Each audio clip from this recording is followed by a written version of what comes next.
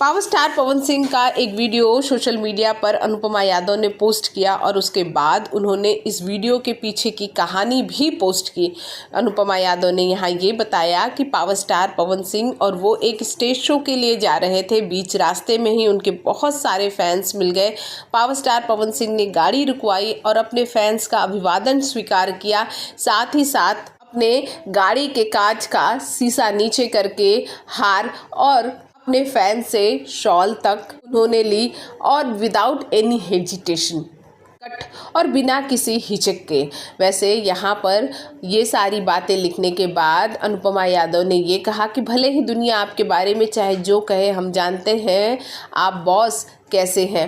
साथ ही यहाँ पर आपको ये भी बता देते हैं कि पावर स्टार पवन सिंह को लेकर इन दिनों बहुत सारी बातें चल रही हैं, बहुत सारी नेगेटिविटी बातें भी कही जा रही हैं।